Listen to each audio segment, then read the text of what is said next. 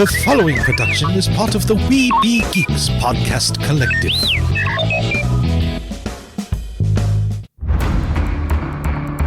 From days long ago, from uncharted regions of the universe, comes a legend. The dream that came through a million years, that lived on through all the tears. It came here, the Fandom Nexus. Fabulous secret powers were revealed to our host as he plugged in his microphone. I have a podcast! Here he is, your Spider-Pan, Jeremy.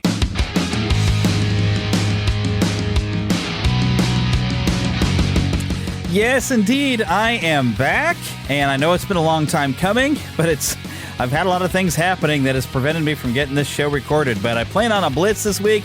I plan on recording at least 2 shows this week, and so we will have probably a weekend release coming as well if everything goes as planned, which so far nothing has gone as planned. I had meant to record this show, I think like 2 weeks ago, and I was having a guest that was supposed to be able to come with me. He wasn't able to join me the first time.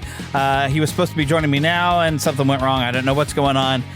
Philip couldn't join me today. Today's his birthday. He's out with family, so I'm flying solo. But today we're going to talk about Haunted Mansion, the Haunted Mansion film that had released a few weeks ago. I did get a chance to see it, and also the passing of Paul Reubens, which is something I planned to talk about a couple weeks ago. I have had some family things that happened I won't get into here that also kind of got in the way of me doing the show, and that's still kind of an ongoing thing with a family thing. So hopefully I won't have that interfere with being able to produce any more shows. In fact, I've actually got I'm supposed to guest star on Nerds and Jesus, a podcast coming up very soon.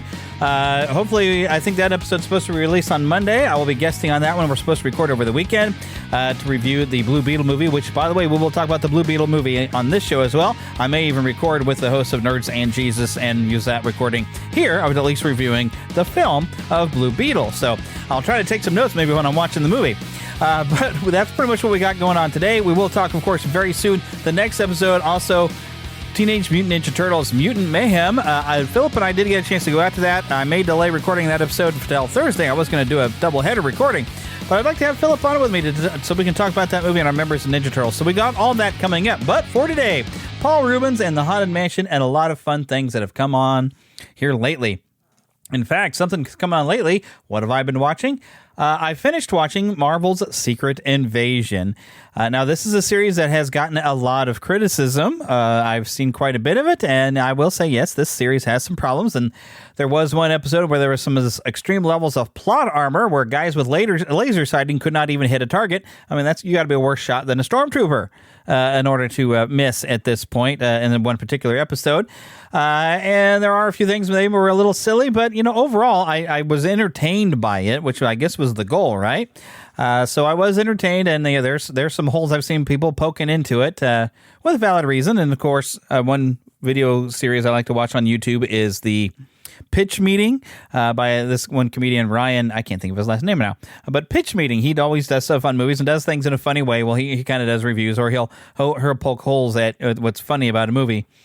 And he had made some valid points, I would say, but I was at least entertained by it, and so all right. So if I'm entertained, I'll take it as worth watching. So yeah, that was kind of my thoughts on that. It was a little odd at points, and some people were criticizing that we got another old rundown hero character because now Nick Fury is in there, and the excuse to let's not rely on the Avengers at an Avengers level threat was kind of odd. And another thing, at the end of the series, it didn't really resolve things very much.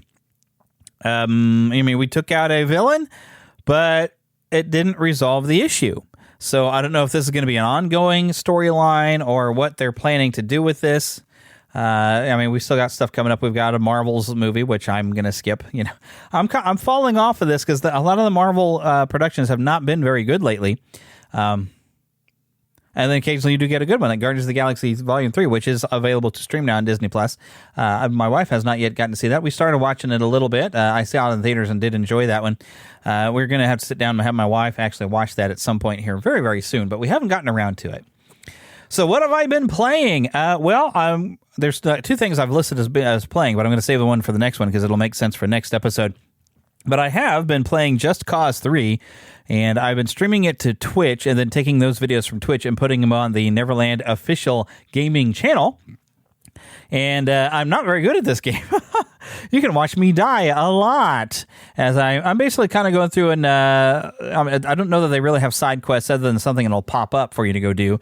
But I'm going and taking out military bases and freeing villages from this evil dictator and stuff.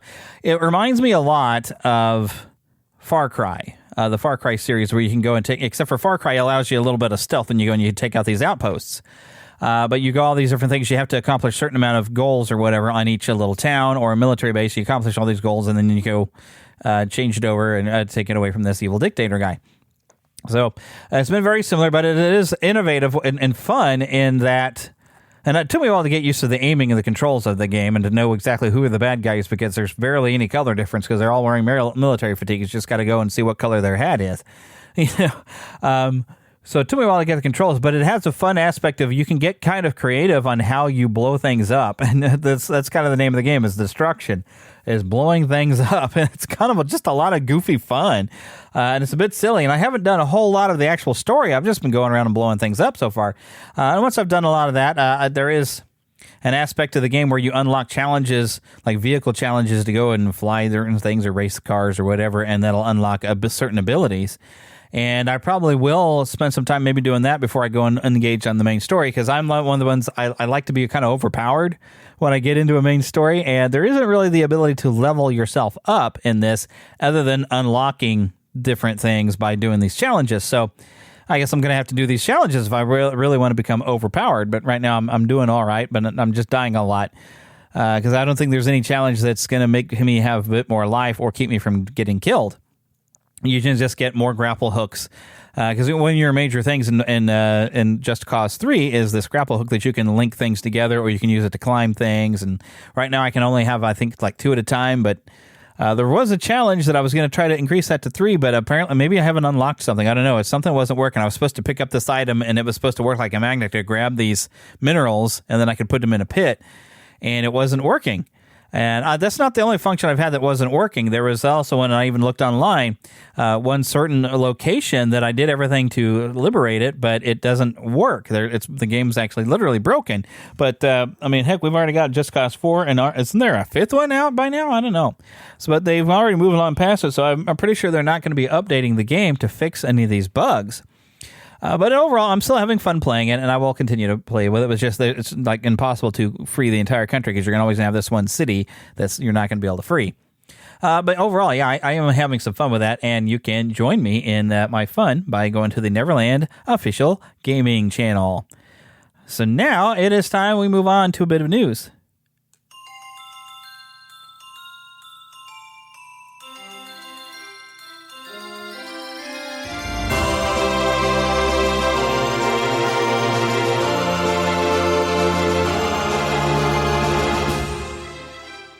Spanning the Disney and geek universe to bring you the best in comics, toys, movies, and entertainment.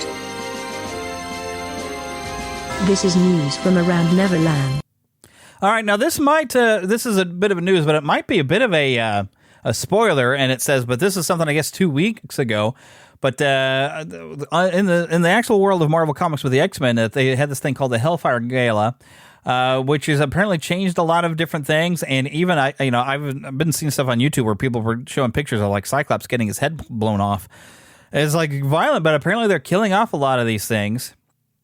So it says here in this article I found here on bamsmacpow.com, this came out.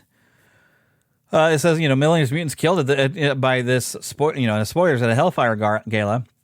But someone named Orcus has been planning to rid the world of mutants for years, and as powerful as the X-Men are, their lives are more than planning to stop Orcus. Meanwhile, their enemies did nothing but plan for the destruction of mutants.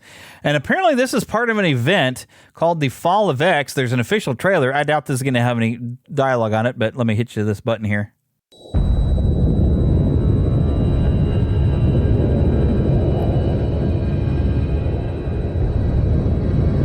Basically just seeing some artwork of pieces, like X-Men uniforms and stuff like that, and Charles being upset, looks like. They've done a lot of different things, changing things up.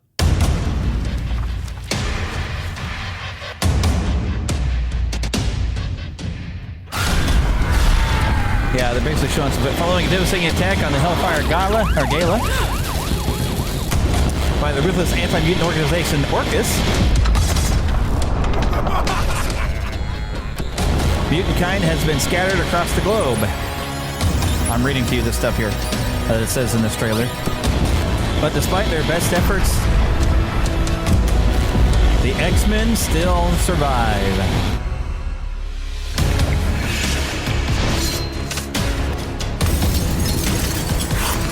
They're showing which ones are surviving this, and all the different, I guess, comics that are going to be carrying this storyline. Somewhere zombie-looking Wolverine here. Holy cow, what in the world? So there seems to be a lot of different X-Men books that are actually going on right now, including Alpha Flight being brought in here. But it says, slaughtering mutants at the Hellfire Gala wasn't enough. Orcus needed them off the planet, and Moira, which they've turned Moira X, formerly Moira McTaggart, she stabs and actually kills Jean Grey. Now, there have been stuff I've been seeing where wherever the X-Men are at on their different island, they have a way where if they die, they get regenerated through this weird gate thing. I ain't sure what's going on with that. So, I don't know if anybody that dies is really staying dead, but Moira forced Charles Xavier to force every mutant in the world through the Krakoan gates to get off Earth. If he didn't, then MODOK would kill the humans that took on the Krakoan drugs. As hundreds of thousands of mutants walked through the gates, some of them resisted Xavier's message. Among them are Kate Pryde, Nightcrawler, Emma Frost, Wolverine Forge, and so many others. The ones who resisted were the lucky ones. So they're doing some weird, wild stuff going on right now, and I'm not going to get in and spoil everything in case you're reading that, but I'm like, this is the weird, wild stuff that, everything's got to be a huge, massive event. Yeah. Next thing, speaking of X-Men, found out a little bit about the X-97 first episode. There's been a plot been shared by the producers. Now, this is, of course, the animated series from the 90s being revived for Disney+. A few highlights. This is, feature, of course, the classic lineup characters that you saw in the animated series, which there are toys out. I saw at Walmart. I thought about picking a few up, but I didn't. The first episode will showcase the X-Men on a mission to confront a new Sentinel threat, incorporating elements of danger and utilizing their skills to save themselves. The inclusion of new characters like Archangel, Bishop, and Sunspot, as well as the return of familiar ones like Cyclops, will add depth and excitement to the series. Now, I have not looked who's voicing Cyclops. The previous actor I've heard has passed away. But at San Diego Comic-Con, apparently they did give some plot details. Now, I don't know if I want to spoil everything, because I don't necessarily want to read this myself. And I figure you don't want to necessarily know this. You'd probably just rather watch it. But the preview, this is interesting. The preview has featured a lot of new information about the series, such as confirming a pregnant Jean Grey, and of course the addition of Archangel and Bishop, along with Sunspot being brought in, which Sunspot, I think, made an appearance in the original series. I can't remember. So there's also a callback to the original X-Men animated series and a strong showing for Cyclops, which supervising producer Jake Costarina attributed to the strong writing. Look, I can't take all the credit, he says. Bo gave us a really good script and a really good scene and a really good epic moment that makes you go, that's why Cyclops is the leader of the X-Men. That excites me. I'm a Cyclops fan. I'm one of them people that, maybe I'm weird, but I like Cyclops, always have. I like the responsible type characters, the one, that step up, the heroic ones. I'm a big fan of Spider-Man because of that, of the responsibility he takes. Leonardo is my favorite of the Ninja Turtles, So we'll see. But yeah, that's coming up. I still haven't heard exactly when this is supposed to be releasing onto Disney+. But it's supposed to be, I believe, by the end of this year. So we'll see. But it's coming very, very soon, and I am interested to take a look to see what they do with that. Alrighty, this I expected to have more conversation going into the big news, which I mentioned the passing of Paul Reubens, originally, I guess, Rubenfeld. He was an American actor and comedian. I'm going to look at his Wikipedia, and of course, he created the character of Pee Wee Herman. He was part of the Groundlings in the 1970s, which was a sort of a comedy troupe.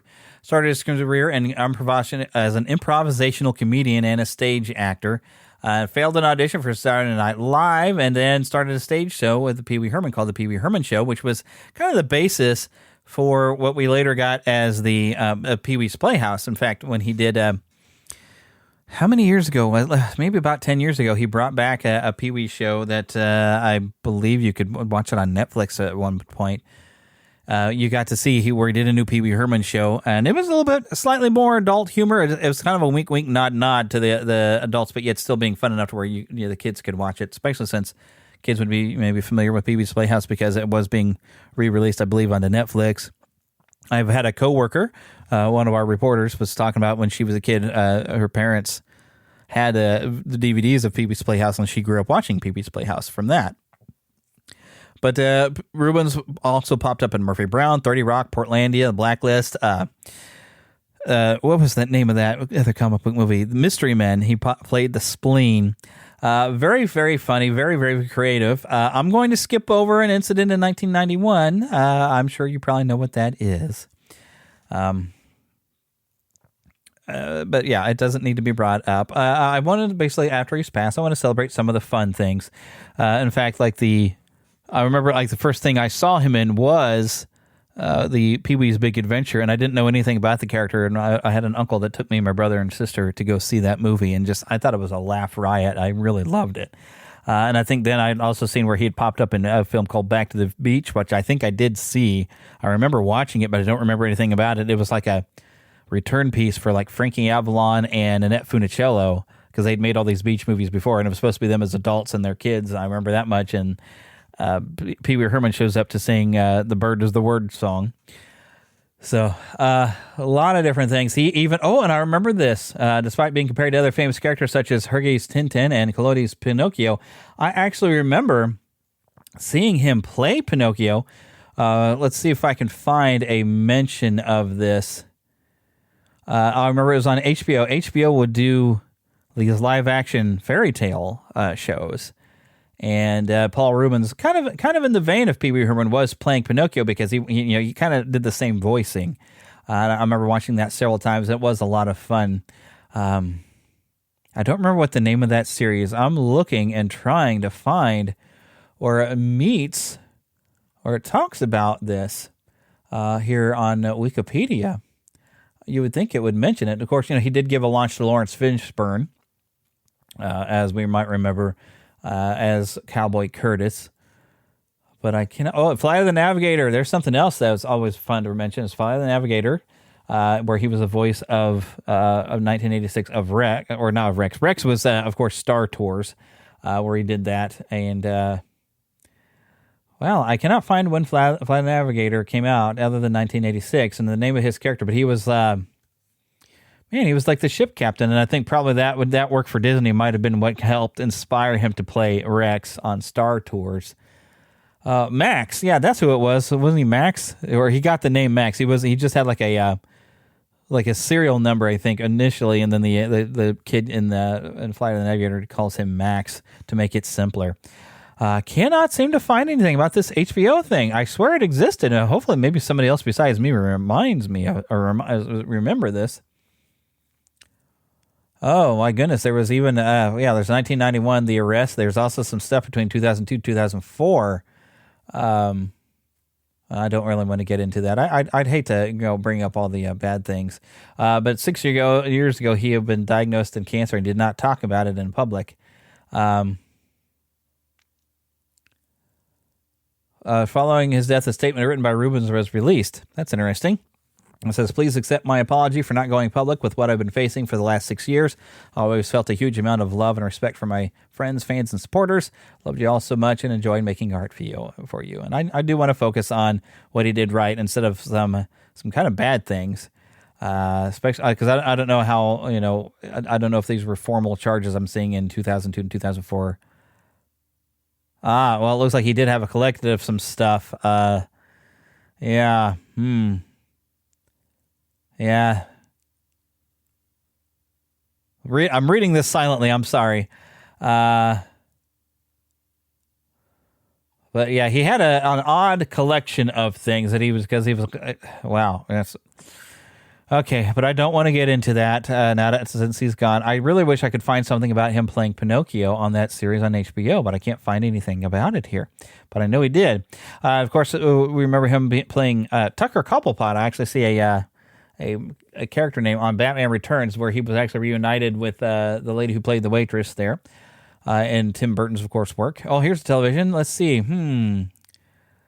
Madam's Place, Fairy Tale Theater, Pinocchio. Yeah, the season 3. There we go, the Fairy Tale Theater. I'm going to pull that up. Fairy Tale Theater, also known as Shelley Duvall's Fairy Tale Theater, is an American award-winning live-action fairy tale, fantasy, drama, anthology television series of 27 episodes that originally broadcast nationally on Showtime. I thought it was HBO, but it was Showtime. Okay. From September 11th, 1982 and until November 14th, 1987. Oh, this would be something fun to actually cover in an episode, because I remember watching these. I wonder if it has a list of all the different ones. Oh my goodness, we had Frog Prince, the Frog Prince, I feel like Robin Williams might have played in that one. Hansel and Gretel, Goldilocks and the Three Bears, Princess and the Pea, the Nightingale, Rapunzel, Rumpelstiltskin, Snow White and Seven Dwarfs, Sleeping Beauty, Boy Who Left Home to Find Out About the Shivers. I think I remember seeing that one. They did a version of Beauty and the Beast, Thumbelina, and Little Red Riding Hood. Home media, apparently there was some VHS, Betamaxes, and Laserdisc released. I don't know if they've ever released DVD, but it doesn't look like they did. It would be really neat to be able to find these again. I'm going to actually hang on to this open up here on Wikipedia, and later I'm going to do some research to see whatever happened to that. But yeah, I'm glad I found that, because I was feel like I was mumbling my way through this. But I want to remember all the good things from Paul Reubens, and despite some serious weird character flaws, he did entertain us for years and made me laugh. So it's sort of like Bill Cosby. Boy, yeah, he messed up, but I've still got a bunch of Bill Cosby albums. They're still funny. I haven't listened to those albums though since his incident, but I'd rather hang on to the positive memories. With a lot of celebrity people, I try not to be fans of the celebrities themselves, but I like to be fans of their work as much as I can help it, provided they don't put a lot of their bad stuff out there. Some things though are so bad though that you can't get around it with certain people. So I just don't want to focus on it. But that'll be all for news for now. Let's just move on to the trailer park. Mama, another gator got in the house. Another gator? Give me that sugar. Come here. Get him, Mama. Get that gator. The Neverland Trailer Park. All righty. Now, these are going to be slightly older trailers. But this is called Nandor Fodor and the Talking Mongoose. I know, weird, right? I am Dr. Nandor Fodor. The world's foremost parapsychologist. I am not a skeptic. This is the strangest case I have ever encountered. A family living in a farmhouse claim a talking mongoose lives in their barn. Creature's name is Jeff. What do you think about it? A talking mongoose. The Irving family are peculiar. Did you observe this creature? No. No. I did hear it.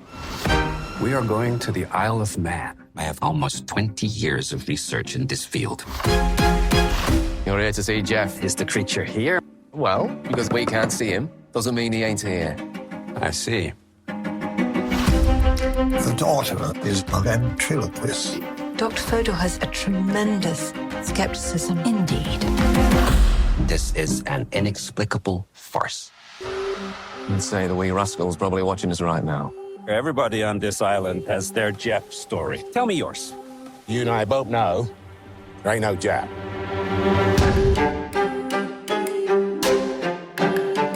Garden State, clear state. Can you tell him to come out so we can see him? Is that him there? What is the Irving's motive? It strikes me as con artists. We hear with our eyes as much as we do our ears. These people are lying.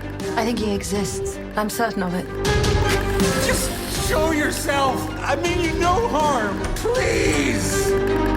Jeff! Just show me that you're real. Dr. Fodor, here's a call for you. It's from him.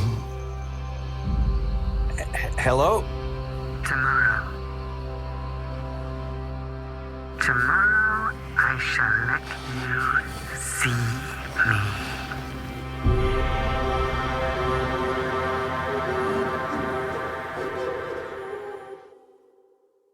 Okay, yes, this is an odd title, Nandor Fodor and the Talking Mongoose. It's supposed to be in theaters September 1st, and then available for purchase shortly afterwards.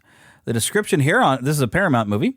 It says, when famed paranormal psychologist Dr. Nandor Fodor, played by Simon Pegg, investigates a family's claims of a talking animal, he uncovers a mysterious web of hidden motives. Soon everyone becomes a suspect in Dr. Fodor's relentless pursuit of the truth.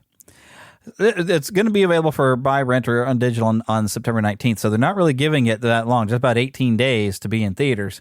I kind of want to check it out. It just sounds weird and wild and fun enough that I want to check it out.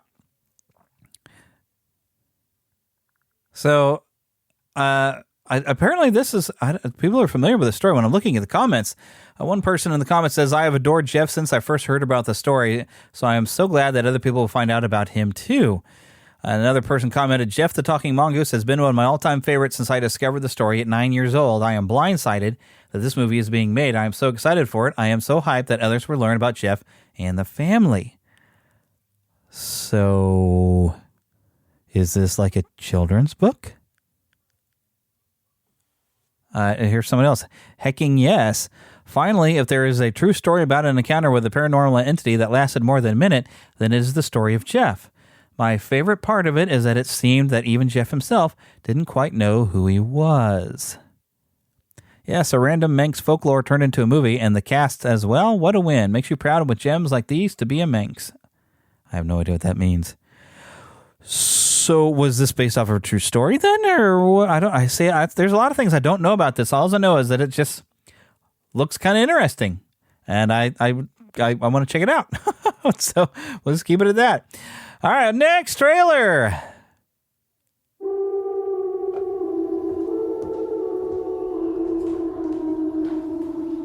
Hobie? Hello? We have a little bit of a situation we wanted to run by you. Mobius! Wow! Great to see you again! That's what's been happening. Wow! Time slipping. Wait, you know that? Yeah. You've seen that? Yeah. Can you fix that? No. It's impossible to time slip in the TVA. I know, but we just saw it happen. Yeah. I've been pulled through time between the past and the present. Hello? If what I saw is true, there's nothing to stand between this world and utter destruction. Only one way to find out. Little good old-fashioned legwork. Listen, we have different styles. You're a man of action, which is fine. I take a more slow, deliberate, cerebral approach. It's really goodbye.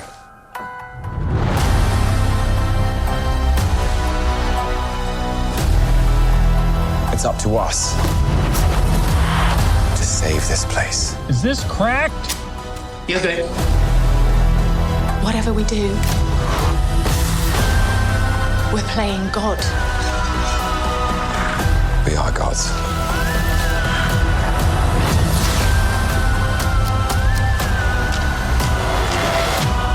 But how do you choose who lives and who dies? Make the hard choice. It's him. You better run! War is on its way. Come on, you're the god of mischief.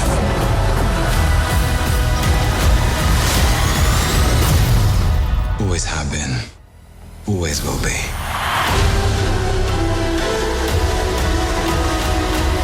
A little over the top, don't you think? I thought it was spot on.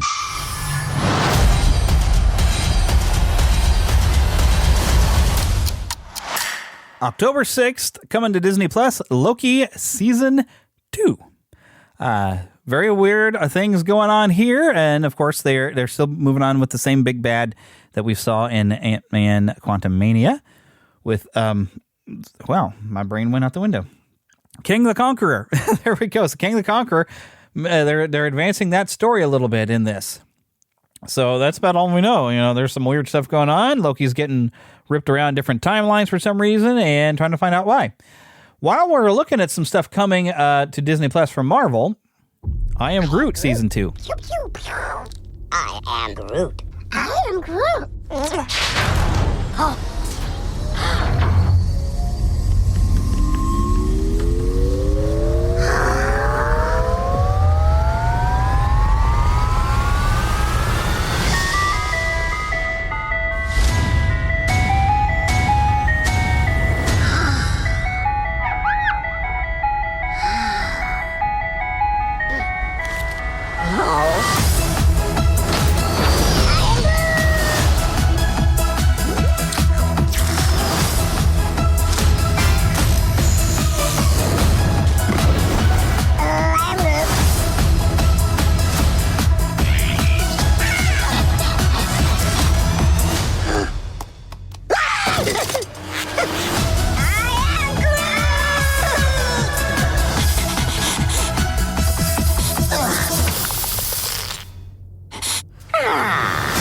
You really can't get much from the audio because all he says is I am Groot, but it's basically season 2 of the I Am Groot series of shorts, which I don't recall that I watched the first set of those. I need to sit down and watch those. I mean, they look, of course, just kind of cute and fun. It's basically an animated series because, although it's made to look kind of live action, but it's basically an animated, so we'll just go with that. But I definitely feel like I want to check that out. Here's something that I saw in front of the Haunted Mansion. If anybody of you happen to get out and see that movie, you might have seen this trailer as well. It's called The Haunting in Venice. Something scary coming. Hercule Poirot, I've found something. I've looked at it from every which way. I am the smartest person I ever met, and I can't figure it out, so I came to the second. You are up to something, my friend. I've seen a million of these so-called psychics, each one a fake. I do not believe in psychics. Come with me to a seance. Spot the con I can't. Detective, you are here to discredit me, but I can talk to the dead. I'd give all I have to hear my daughter's voice. If someone wants to be heard, we are here. Listening.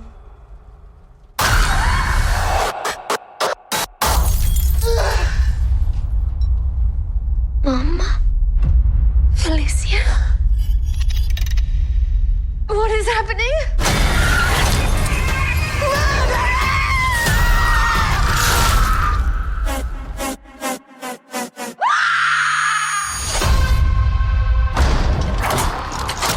You can't trap us here. Somebody is dead. No one shall leave this place until I know who did it. A ghost killed her. There must be a rational answer for all of this. Just admit that you are up against something bigger than you.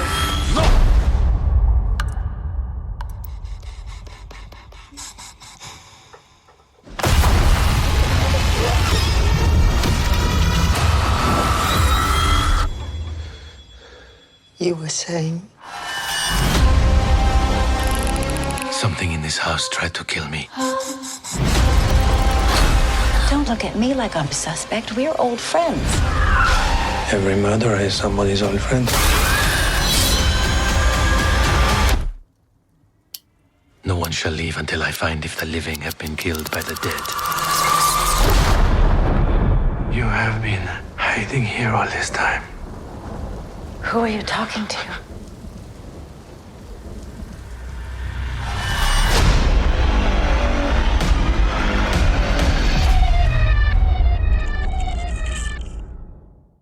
September 15th, A Haunting in Venice. And the only thing it says on 20th Century Studios' YouTube channel is death comes for everyone. This is, I believe it's an Agatha Christie character, is Hercule Poirot.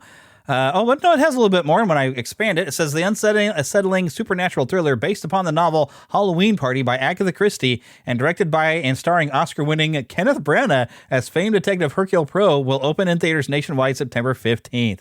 A Haunting in Venice is set in eerie post-World War II Venice on All Hallows Eve. A Haunting in Venice is a terrifying mystery featuring the return of the celebrated sleuth Hercule Poirot, now retired and living in self-imposed exile in the world's most glamorous city. Poirot reluctantly attends a seance at a decaying haunted palazzo. When one of the guests is murdered, the detective is thrust into a sinister world of shadows and secrets. And this is the same people who did the 2017 Murder on the Orient Express, didn't see it, and 2022 Death on the Nile, didn't see it, but I heard that Death on the Nile was well done. Murder on the Orient Express, I heard maybe didn't turn out as well. I should probably see these though, but I think they involve one of the other detective characters that Agatha Christie wrote. But this is also directed by Kenneth Branagh, and he is a great director. He's done quite a few things, and he likes to star in a lot of things he directs. I believe he directed a Frankenstein movie. I've seen him directing a Henry V that I've seen him in, and of course, everybody loves him from Harry Potter and the Chamber of Secrets. He's just a great, entertaining actor. So I want to check this out. I didn't know what it was when I saw a stand-up outside of the theater when I went in to go see Haunted Mansion, and I was like, well, what is that? I have no idea. And then they showed this trailer, and I said, oh, that's what this is. Like, wow. And when I got home, I showed it to my wife. I'm like, hey, I think we need to go see this. This looks kind of spooky and kind of fun. And I like an interesting mystery if done right, and it looks like one.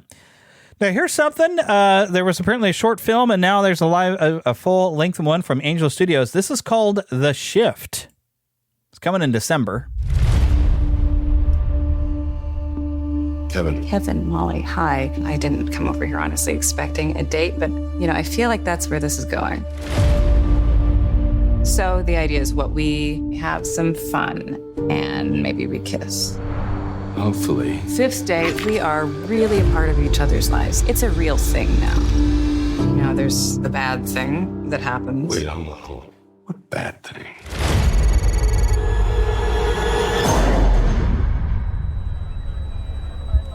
Hey, you're okay.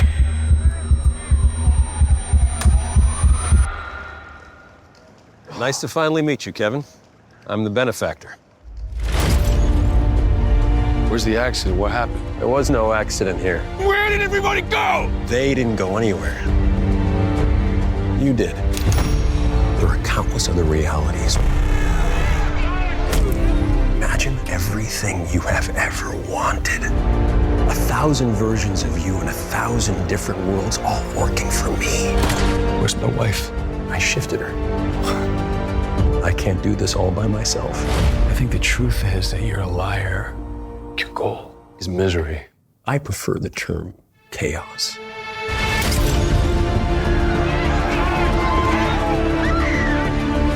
I've seen a bunch of people like us out there looking for a little hope.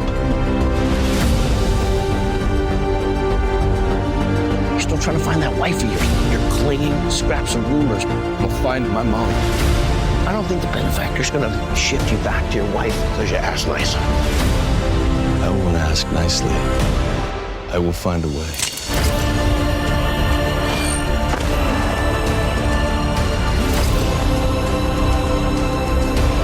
What do you want from me? Work for me and get back with the woman that you love.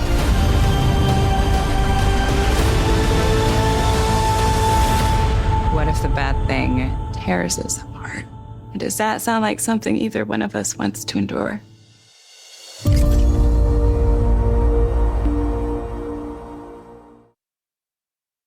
This is expected in December. And it says, in The Shift, a dystopian drama and sci-fi thriller, one man is faced with infinite worlds and impossible choices when Kevin Garner meets a nefarious adversary known as the Benefactor and refuses his offer of wealth and power. He must escape an alternate totalitarian reality. With survival on the line, Kevin fights to make it back to the world he knows and the woman he loves. Now, I'm not sure this is going out to theaters. It might be just popping up on the PureFlix app. I do not know.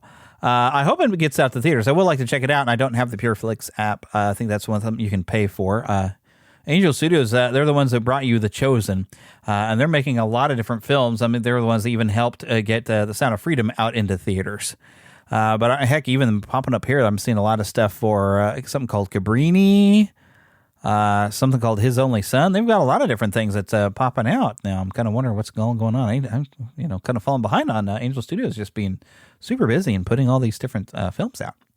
But I haven't really seen trailers for the other ones. Maybe we'll cover some of it at some point. I don't know, but it looks like some of this stuff is already, a little bit older. But anyways, it's time to move on to some main content, which, you know what? I'm going to take a pause here for me to insert some ads right here. So we'll be back right after these messages.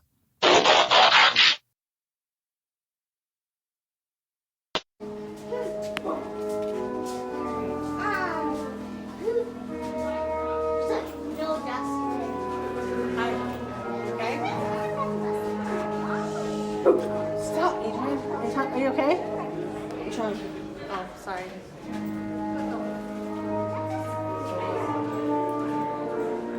Welcome, foolish mortals, to the Haunted Mansion. Now, as they say, look alive, and we'll continue our little tour.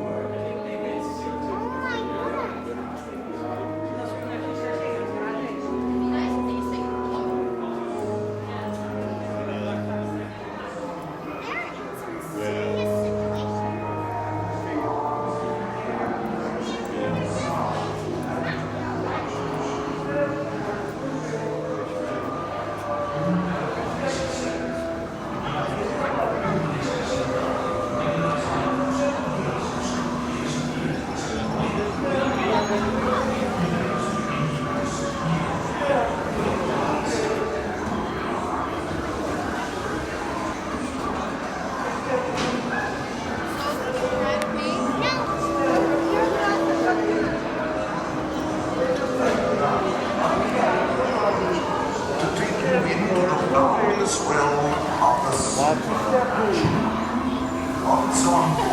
remain safely seated with your hands on and legs inside. And I will lower it for you. And in this wonder, the spirits will materialize only winners and secrets at all times.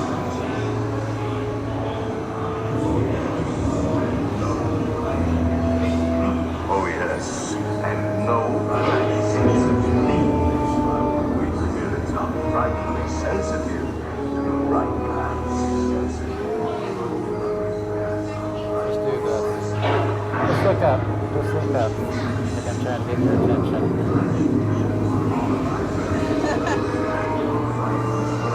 Our library is well stocked with priceless first editions and bonus books. And marvel busts of the greatest ghostwriters the literary world has ever known. They have all retired here to the haunted mansion.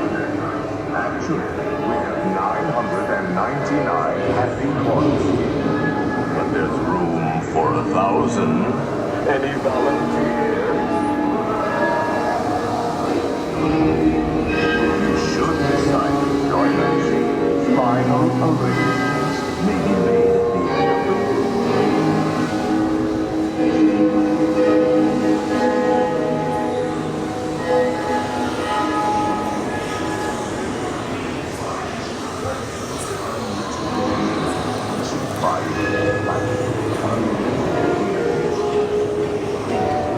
Every room has water, and hot and cold running still.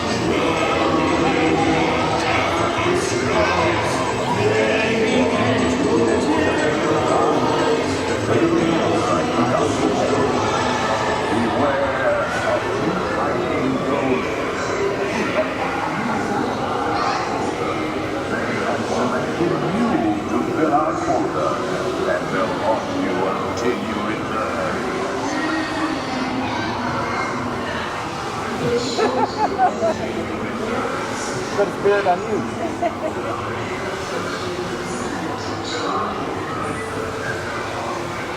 We find the entrance now. We've been dying to have you. Hurry back. Hurry back.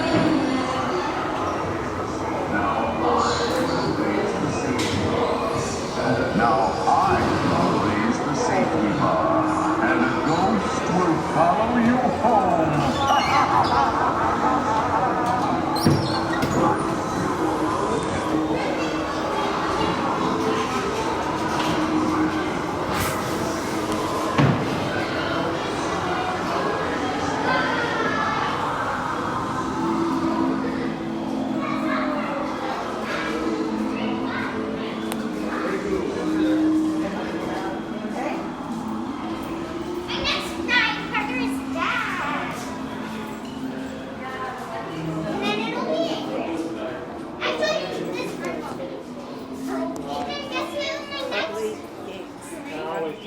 Want to see a movie? Yeah, any good? It was bad? I'm fuzzy on the whole good-bad thing. My eyeballs could have been sucked from their sockets. I like it a lot. The best movie ever made. A Fandom Nexus movie review.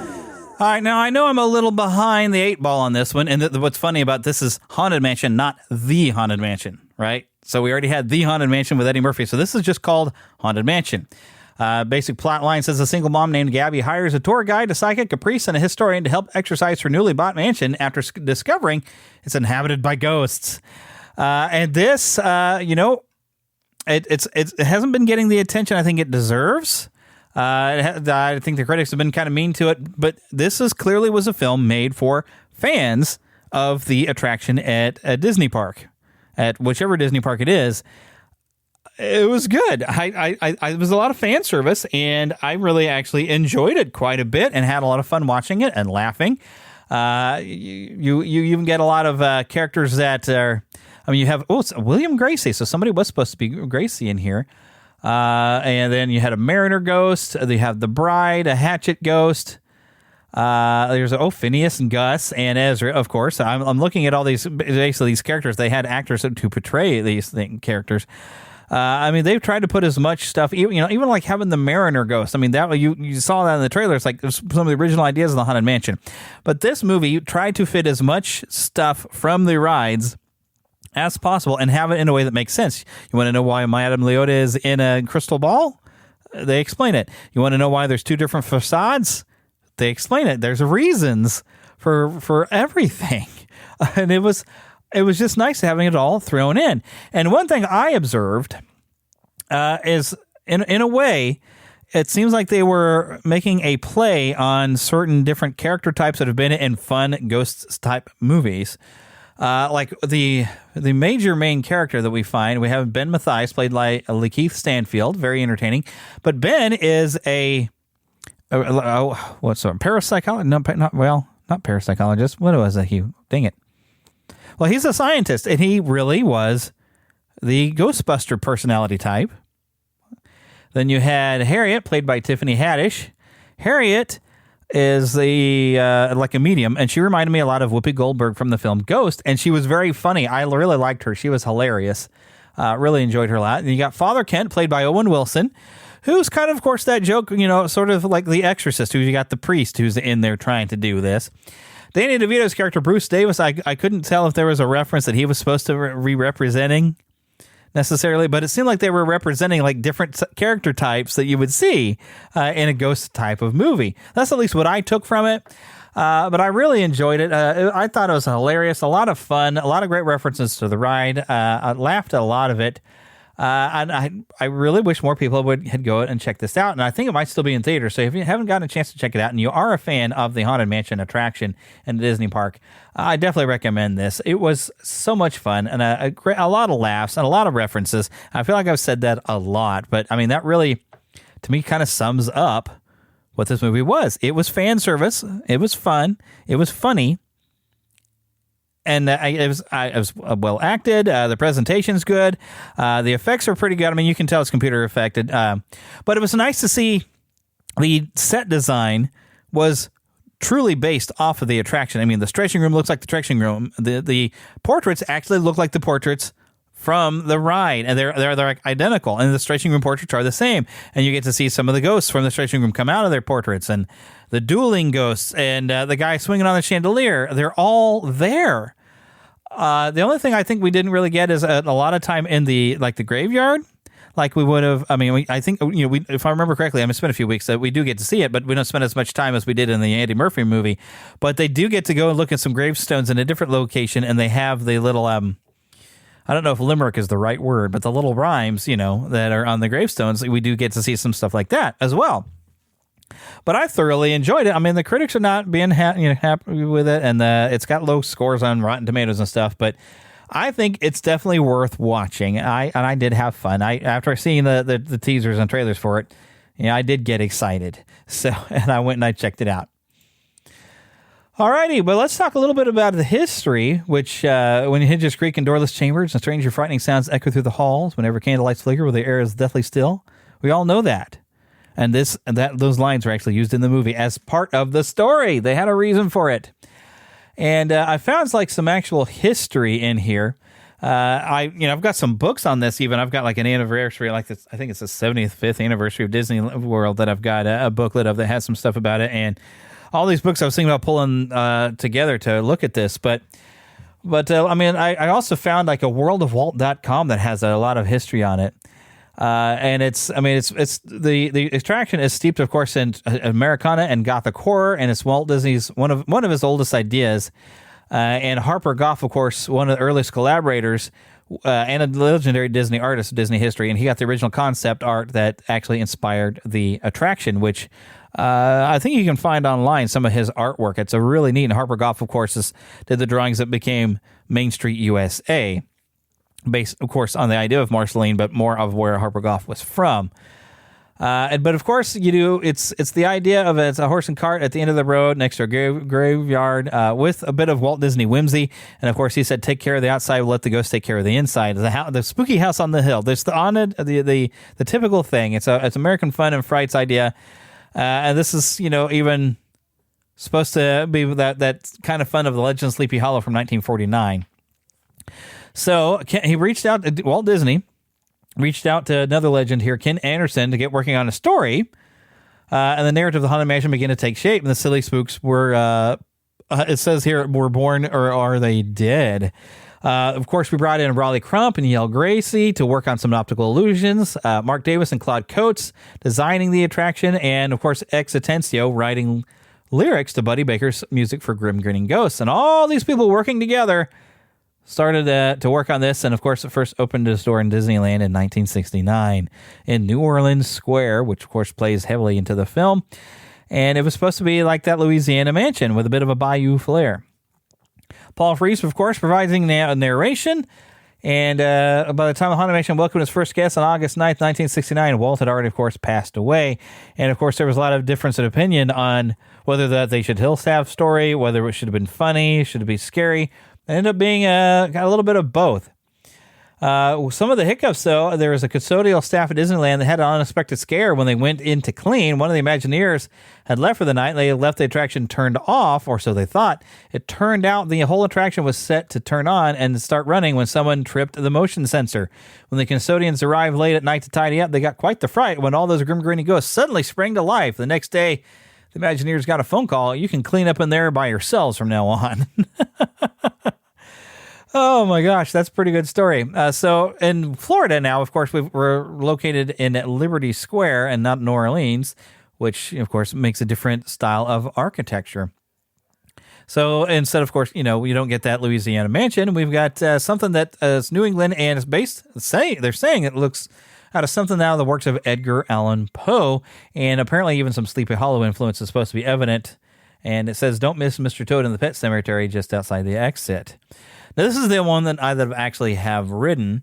I'm more familiar. I think my first familiarity with the Haunted Mansion came from a cassette tape, and I believe I've told this story before. It was a spooky night in the Haunted Mansion, and it was a copy of the recording with Ron Howard and oh wow, my brain went just right out the window. But yeah, the guy who's like voices Henry in the Country Bears, and he was the voice of Splinter, and he's done a lot of work on Adventures in Odyssey. But he plays the role, Peter Renaday, that's the guy's name. He plays the role of the ghost host in that recording. But I got that tape in a Disney store that was in a local mall that this whole mall is shut down. And it was inexpensive, and it was around Halloween time. I thought, well, this will be fun to listen to. And first time I was listening to it, I was driving to pick Heather up for something or go spend some time with Heather when she lived in Kearney. So it was like a half-hour drive. So I thought, okay, well, there's a tape I can listen to in the car. And I listened to it and just enjoyed it and listened to it over and over. And now, of course, they have that recording on a CD because Philip picked it up for me in the parks. But I became a fan of the Haunted Mansion from that. And then I started, looking into it and finding that a lot of things that were in that tape were elements on the ride. Even some stuff missing, though, became part of the ride, like the Hatbox Ghost, which everyone calls Hattie. So it's become a staple of the parks, and it's a very popular attraction with everything. And even including voices of Thurl Ravenscroft and singing with the Mellow Men as the busts. Just so much fun stuff going on in there. And like I said, this is really a very popular attraction. I don't know if I've really said anything that you didn't already know. But it's definitely, one of my favorite things at the park. And when I remember when I went to Walt Disney World, I was like, oh, that's definitely where I want to go. And I kind of wanted to go first, but I was like, okay, well, I don't know what else is here. Let's take the time to walk around the park and visit the other attractions on the way around to the Haunted Mansion. Plus, I didn't know how to get there at the time when I went. I didn't look at a map when I was there with my friend Josh. But once I got to it, boy, we rode it quite a few times because I just loved it. The only complaint I had was I felt like it was moving really fast. I wanted to slow down and look at everything. I wanted to see it all. So I really just enjoyed the heck out of it and became even a bigger fan after I went. Have not, of course, been to the parks since. Don't know if I'll ever get to the parks. They keep raising the prices of it, so I don't know if I'm ever going to get there again. But it made a great basis for a film. There's so much potential story in there, and they use it all in this movie. And if you're a fan of the ride like I am, I think you will enjoy this movie. So you haven't gotten out there and seen it yet, I do recommend it. Just go in there and have some fun. I mean, we're not trying to make an Oscar-worthy movie, other than maybe some of the effects. I don't know. Maybe they're trying to go or sound design. And even the soundtrack, it's very jazzy, but it has hints of Grim Grinning Ghosts in it.